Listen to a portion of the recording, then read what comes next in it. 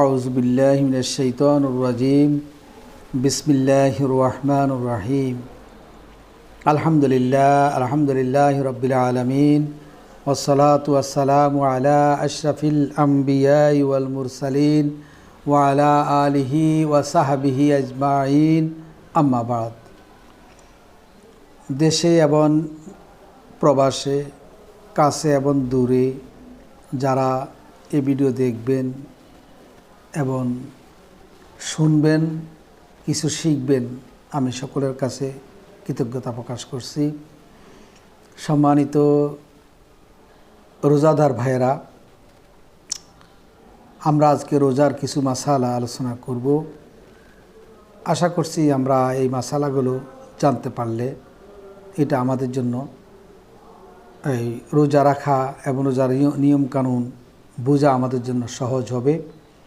এই জন্য আজকে আমরা আলোচনা করব মাহে রমজানের রোজার কিছু মাসআলা। এক নম্বর মাসআলা হলো যে রোজার দিনে যদি কেউ ইচ্ছাকৃতভাবে খায় অথবা ইচ্ছাকৃতভাবে সহবাস করে, তাহলে তাকে রোজার কাফারা আদায় করতে হবে। উভয়েরই, স্বামী স্ত্রী উভয়ের রাজি হয়ে যদি সহবাস করে থাকে রোজা রেখে, তাহলে উভয়কেই কাজা এবং কাফারা আদায় করতে হবে।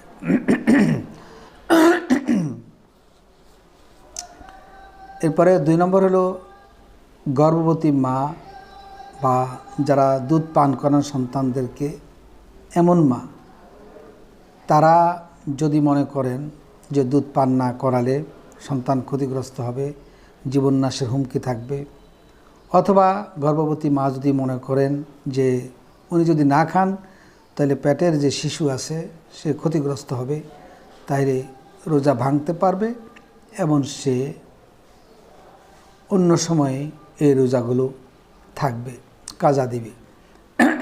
কারণ রাসূল সাল্লাল্লাহু আলাইহি সাল্লাম বলেছেন, ওয়া আনিল হামিলি ওয়াল মুরদি'i আস-সাওম। অতএব আমাদের মাদের জন্য একটা সুযোগ আল্লাহ করে দিলেন।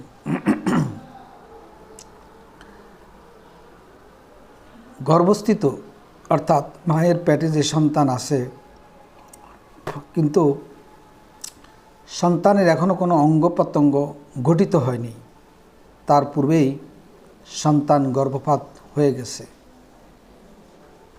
এবং তার স্রাব হচ্ছে, এই সমস্ত মায়েরা এই রোজা পালন করতে হবে। গর্ভপাত হওয়ার পরে যেহেতু অঙ্গ প্রত্যঙ্গ গঠিত হওয়ার পূর্বে সন্তান নষ্ট হয়ে গেছে, এখন যদি তার ব্লিডিং হয় বা তার স্রাব আসে, তাহলেও তাকে রোজা রাখতে হবে।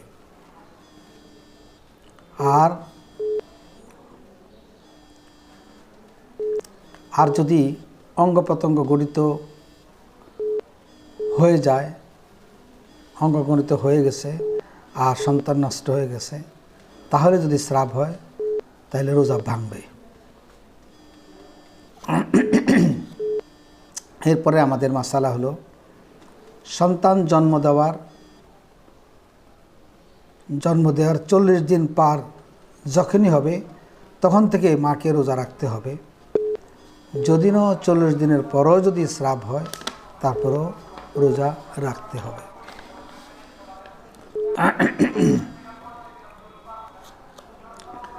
কৃত্রিম উপায়ে যদি মেডিসিন খেয়ে কেউ যদি মাসিক বন্ধ করে রোজা রাখে, যদিও বিষয়টা শরীয়ত সম্মত নয়, তবে যদি কেউ এমন করে ফেলছে, তাহলে তার রোজা সহি হবে, শুদ্ধ হবে।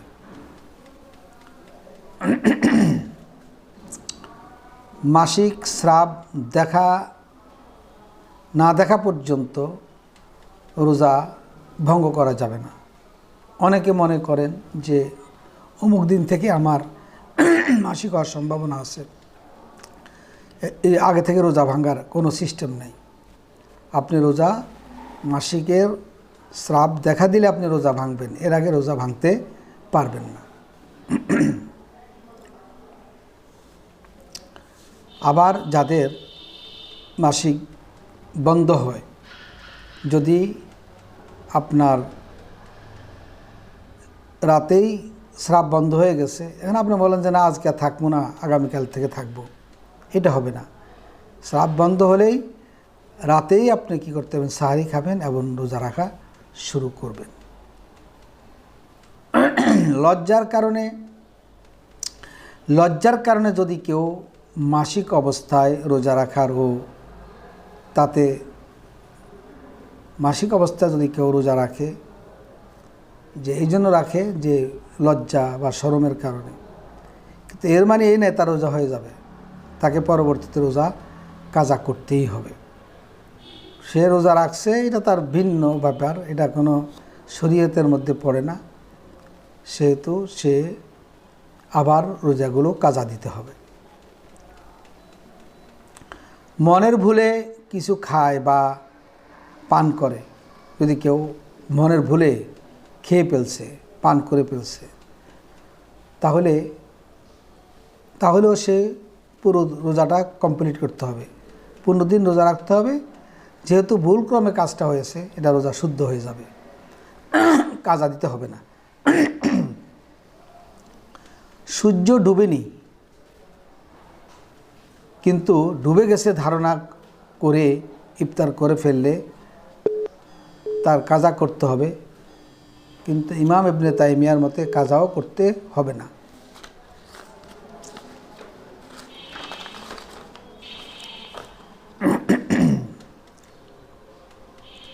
রাত ফোহায়নি, ফজর উদিত হয়নি মনে করে পানহার বা স্ত্রী সহবাস করলে, ভুলক্রমে এমন হলে কাজা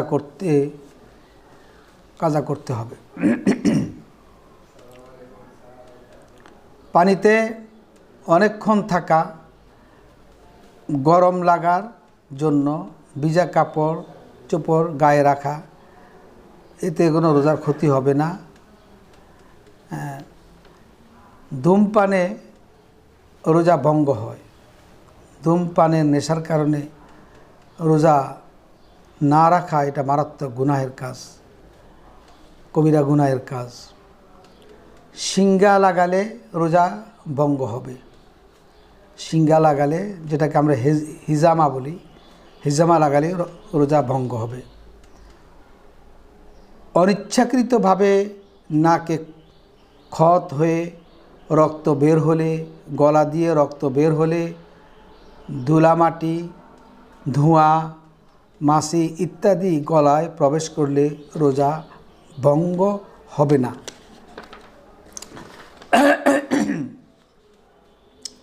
অনিচ্ছাকৃতভাবে মুখের মধ্যে জমাকৃত থুতু বা লালা গিলে ফেললে রোজা ভঙ্গ হবে না। চোখের পানি গলায় গেলে, মাথায় পায়ে তেল মাখলে রোজার ক্ষতি হবে না। রোজা রেখে বারবার মেসওয়াক করা সুন্নাত। অনিচ্ছাকৃতভাবে বমি হলে রোজা ভঙ্গ হবে না, কাজাও করতে হবে না।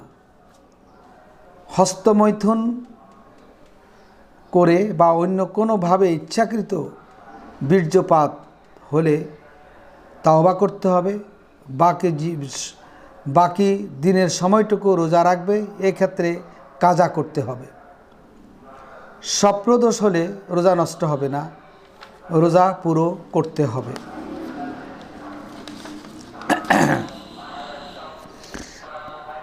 সাহারির আগে নাপাক হয়ে থাকলে, সাহারির আগে নাপাক হয়ে থাকলে, পাক হওয়ার জন্য গোসল করতে না পারলে সাহারি খেয়ে গোসল করবে, রোজার ক্ষতি হবে না।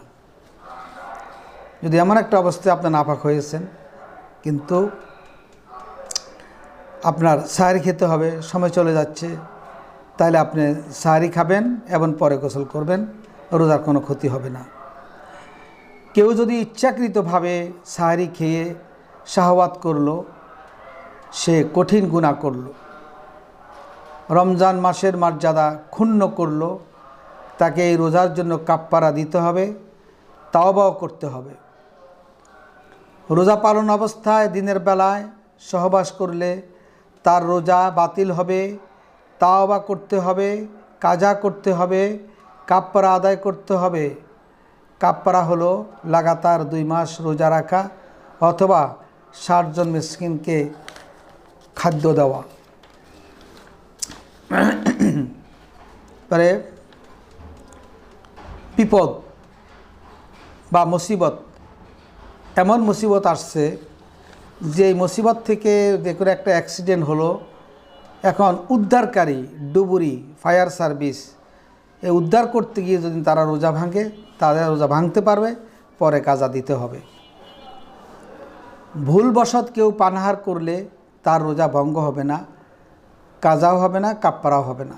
ভুলবশত কেউ দিন খেয়ে ফেলে, কিন্তু খেয়ে ফেললেও সারাদিন আবার মনে হওয়ার সাথে সাথে সে পুরো সময়টা উপবাস থাকতে হবে। রোজার দিনে ইচ্ছাকৃত খাইলে কবিরা গুনাহ, তাওবা ছাড়া এই গুনাহ ক্ষমা হবে না। মুখ দিয়ে খায় এমন ঔষধ ইনজেকশন দ্বারা রোজা ভঙ্গ হবে।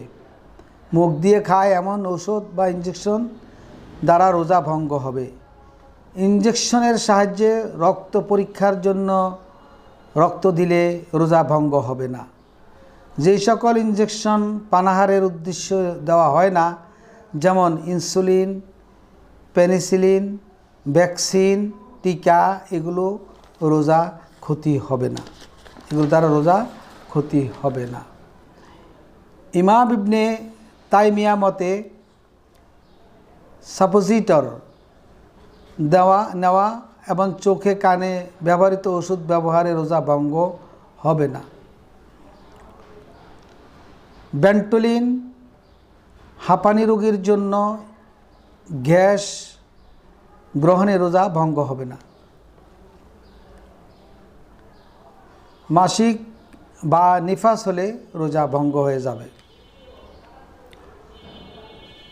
ফজর উদিত হলে শুভ্র আলো ছড়িয়ে পড়লে আজান শুনুক আর নাই শুনুক পানাহার ত্যাগ করতে হবে। আপনি আজানের দিকে তাকাইতে লাভ হবে না, আপনি তাকাবেন সময়, সাহারির শেষ সময় কত, সাহারির শেষ সময়ের পরে আপনি খেতে পারবেন না। আপনি এবার আজান দেখ আর না দেখ এটার সাথে সম্পর্ক না, আজানের সাথে সম্পর্ক না, সম্পর্ক হলো সাহারির শেষ সময়ের সাথে সম্পর্ক। সাহারির শেষ সময়ের পরে আপনি আর খাবেন না। আজান দিলে তো খাবেনই না, আজান না দিলেও খাবেন না। আচ্ছা, সে একজন ব্যক্তি রাতে জানে না ফজরের জামাত পড়ল, সে জানে না যে ফজরের পরে সে জানলো সবাই রোজা রাখছে, আজ থেকে রোজা শুরু হয়ে গেছে, কিন্তু সে জানে না। সে আর কিছু খাবে না এবং সে রোজা রাখবে। সাহারি খেতে হবে এমন না, সে জানে সবাই রোজা রাখছে, অতএব সেও রোজা রাখতে হবে। কাজা রোজা, মানতের রোজা, কাফফারার রোজা শুরু করলে ভাঙ্গা যাবে না। আবার শুনি, কাজা রোজা, মানতের রোজা, কাফফারার রোজা শুরু করলে ভাঙ্গা যাবে না। নফল রোজা রাখলে সমস্যার কারণে ভাঙতে পারবে। এরপরে ফরজ রোজার জন্য রাতে রোজার নিয়ত করবে। কাজা, কাফফারা বা ওয়াজিব রোজার নিয়ত রাতেই করতে হবে। লা সিয়ামা লিমান লাম ইউবাইয়িতিস সিয়ামা মিনাল লাইল। অতিশয় বৃদ্ধ নরনারী যারা শক্তি সামর্থ্য হারিয়েছে তাদের রোজা পালন করতে হবে না। তবে আল্লাহর কোরআনের আয়াত অনুসারে ওয়া আলাল্লাযীনা ইউতীকুনাহু ফিদিয়াতুন তুআমুম মিসকিন, মিসকিনকে ফিদিয়া দিতে হবে, মিসকিনকে খাওয়াতে হবে বা খাবার দিতে হবে।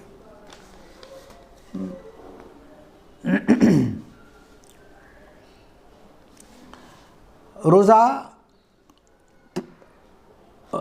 রমজান মাসে অসুস্থতার কারণে সে রোজা ভাঙছে, সুস্থ হলে এই রোজা কাজা সুস্থ হয়েও সে রোজা কাজা করতে পারি নাই, সে মৃত্যুবরণ করলো, প্রতিটি রোজার ফিদিয়া আদায় করতে হবে, অথবা আত্মীয় স্বজনের কেউ এই মৃত ব্যক্তির রোজা পক্ষে রোজা কাজা দিতে হবে। আবার বলি, রোজার মাসে অসুস্থতার কারণে রোজা ভেঙ্গেছে, সুস্থ হয়ে কাজা করতে পারেনি, সে মৃত্যুবরণ করেছে, এই ব্যক্তির রোজা তার আত্মীয়ের মধ্যে কেউ থাকবে কাজা করে দিবে অথবা ফিদিয়া দিবে। মান মাতা আলাইহি সিয়ামুন সামা আনহু ওয়ালিয়ুহু, কারো যদি রোজা থাকে তার ওলি, ঘরের যিনি কর্তা, পরিবারের কর্তা, তিনি রোজাগুলো রেখে দিবেন, তার পক্ষ থেকে কাজা করে দিবেন অথবা ফিদিয়া দিবেন। যে সমস্ত বা যে সকল রোগ ব্যাধি ভালো হয়ে যাওয়ার সম্ভাবনা আছে, এমন ক্ষেত্রে রোজা ভাঙলে কাজা করতে হবে, শুধু ফিদিয়া যথেষ্ট হবে না। আমি আবার বলছি, যে সকল রোগ ব্যাধি ভালো হয়ে যাওয়ার সম্ভাবনা আছে, এমন ক্ষেত্রে রোজা ভাঙলে কাজা করতে হবে, শুধু ফিদিয়া আদায় যথেষ্ট হবে না। দুরারোগ্য ব্যাধি ভালো হবার সম্ভাবনা কম, যা ভালো হবার সম্ভাবনা কম, তিনি ফিদিয়া দিবেন, দৈনিক একজনকে খাওয়াবেন, 3 বেলা তাকে কি করবেন, ইফতারি, রাতের খাবার, ভোরাতের খাবার দিবেন। আবার এই খাদ্যের পরিমাণ আপনি এমনও করতে পারেন, ফিদিয়া হিসেবে আপনি 1.5 কেজি চাল, আনুষঙ্গিক জিনিসপত্র তাকে দিতে পারেন। আর যদি সুস্থ হয় কাজা দিতে হবে, আর মৃত্যুবরণ করলে পরিবারের সদস্যদের কোনো দায়বদ্ধতা থাকবে না। তবে অসহনীয় ক্ষুধা, প্রচণ্ড পিপাসা, জীবন বিপন্ন হওয়ার আশঙ্কা হয়ে দেহের কোনো অঙ্গের পতঙ্গের ক্ষতির সম্ভাবনা থাকলে রোজা ভঙ্গ করে পরবর্তীতে কাজা করবে।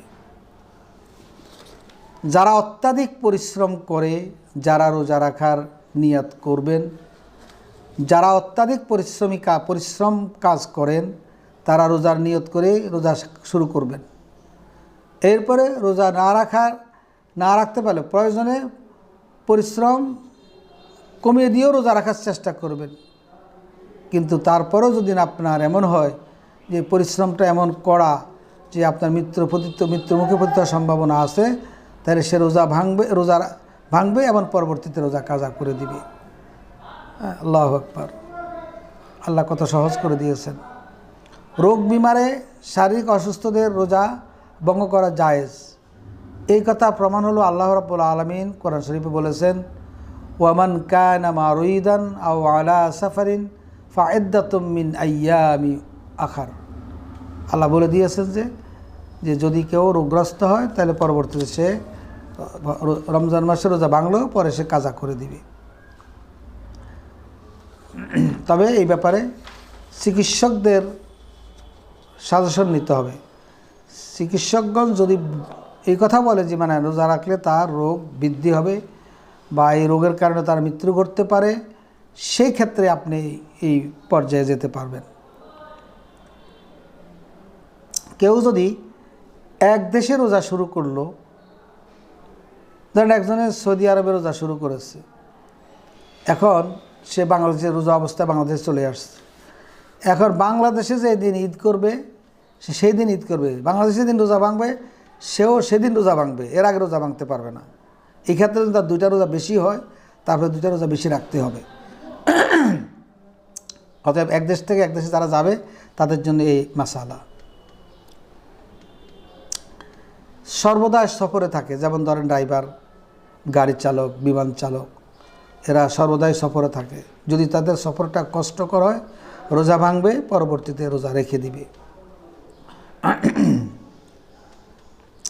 মুকিম অবস্থায় রোজা শুরু করলে দিনের বেলায়, কেউ যদি মুকিম অবস্থায় রোজা শুরু করে কিন্তু সে সফরে চলে গেছে, আমান কানা মারিদান আও আলা সাফারিন ফাইদ্দাতুম মিন আইয়ামিন আখার, উখার।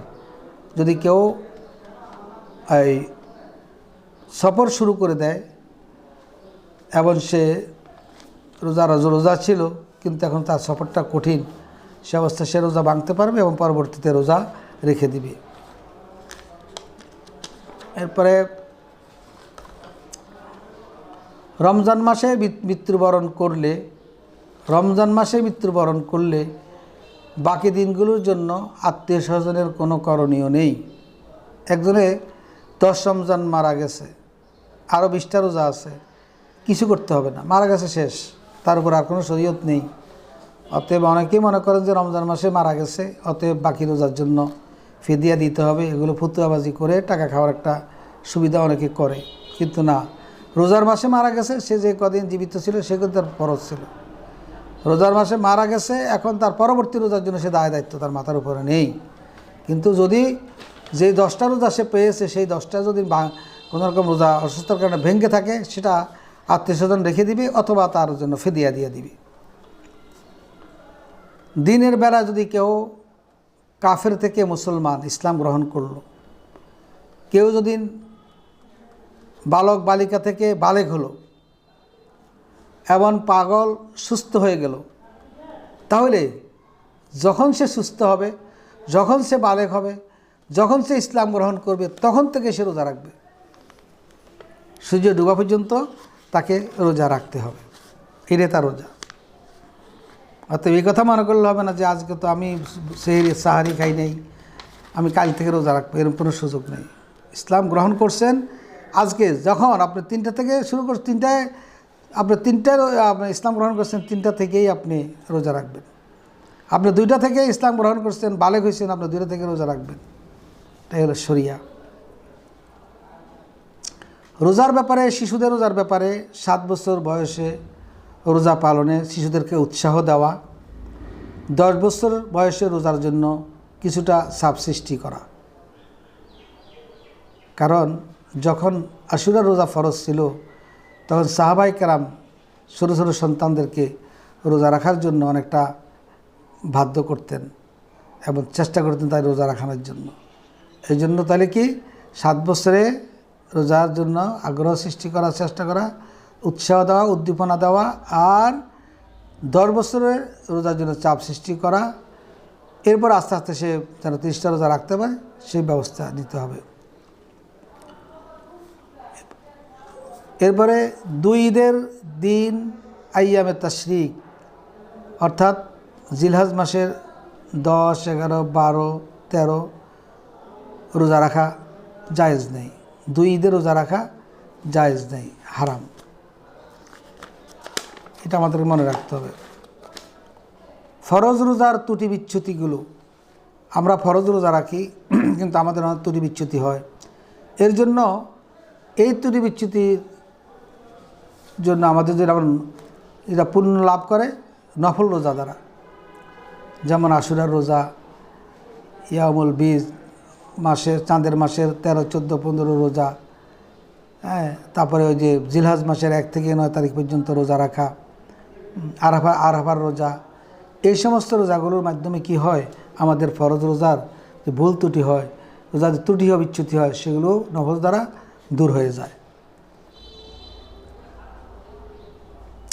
রোজার মাসে ব্যক্তিগতভাবে এবং সামষ্টিকগতভাবে যাবতীয় গুনাহ থেকে তওবা করা উচিত এবং রমজানকে আনন্দ চিত্তে গ্রহণ করা উচিত। রমজান আসছে এই জন্য কষ্ট নেওয়ার কোনো কিছু নেই, বরং আনন্দ চিত্তেই গ্রহণ করা উচিত। তারাবির নামাজ নিয়মিত আদায় করা উচিত, লাইলাতুল কদর অন্বেষণ করা উচিত। এরপরে বেশি বেশি দান খরাত করা রমজান মাসে, এটা রাসূল সাল্লাল্লাহু আলাইহি সাল্লামের এই অভ্যাস ছিল যে প্রতি মাসে তিনি সবসময় দান করতেন, রমজান মাসে দানের পরিমাণটা বেড়ে যেত। অতি ভোজন না করা, রমজান মাসে অতি ভোজন না করা। এরপরে জর্গা ফাসাদ মারামারিতে জড়িত না হওয়া। ওয়াইন মরউ ফাল্লাহু আও সাব্বাহু ফালিয়াকুল ইন্নী সাইমুন ইন্নী সাইমুন। জর্গা ফাসাদ এবং মারামারি জড়িত এগুলোতে অংশগ্রহণ করা যাবে না, জর্গাতে অংশগ্রহণ করা যাবে না, কোনো ফাসাদ সৃষ্টিতে অংশগ্রহণ করা যাবে না, মারামারিতে অংশগ্রহণ করা যাবে না। কারণ আল্লাহ রাসূল সাল্লাল্লাহু আলাইহি সাল্লাম বলেছেন, আইন ইমরু কাতালাহু, যদি কোনো ব্যক্তি তোমাকে হত্যা করতে আসে, ঝগড়া করতে আসে, আওসাবাহু, অথবা তোমাকে গালি দেয়, ফালিয়াকুল, তুমি বলো ইন্নী সাইমুন, আমি রোজাদার, ইন্নী সাইমুন, আমি রোজাদার। অতএব মাহে রমজানের রোজার পবিত্রতা রক্ষার জন্য, মাহে রমজানের রোজার পরিপূর্ণ সওয়াব পাওয়ার জন্য আমাদেরকে ঝগড়া থেকে বিরত থাকতে হবে, ফাসাদ সৃষ্টি থেকে বিরত থাকতে হবে, মারামারি করা থেকে বিরত থাকতে হবে, গালিগালাজ করা থেকে বিরত থাকতে হবে, অশ্লীল কথাবার্তা বলা থেকে বিরত থাকতে হবে এবং অশ্লীল কাজকর্ম থেকে বিরত থাকতে হবে, মিথ্যা কথা বলা থেকে বিরত থাকতে হবে। আল্লাহ রাসূল ইজা কানা ইয়াউমা সামি আহাদিকুম ফালা ইয়ারফুস, তোমরা যখন রোজা রাখবে তখন অশ্লীলতা, ব্যয়াপনা এগুলো তোমরা করতে পারবে না। রাসূল সাল্লাল্লাহু আলাইহি সাল্লাম আরও বলেছেন, মাল্লাম ইয়াদা কাওলা জুর ওয়াল আমালা বিহি, যে ব্যক্তি মিথ্যা কথা ছাড়তে পারলো না এবং মিথ্যা কাজ ছাড়তে পারলো না, তার রোজা রাখার আমার প্রয়োজন নেই। আইয়া দা তো আমাহু সারাবু, এবং তার পানীয় এবং খাওয়া তার ছেড়ে দেওয়ার প্রয়োজন নেই। অর্থাৎ তার এই রোজা দ্বারা কোনো সওয়াব হবে না, তার এই রোজা দ্বারা এই রোজাতে কোনো কাজে আসবে না। এই জন্য রোজার রেখে মিথ্যা কথা বলা, মিথ্যা সাক্ষ্য দেওয়া, মিথ্যামূলক কাজ করা, মিথ্যা স্বাক্ষর করা, সাক্ষ্য দেওয়া, এগুলো সবই হলো আপনার রোজার জন্য ক্ষতিকর এবং রোজা নষ্ট হয়ে যাওয়ারই সম্ভাবনা বেশি।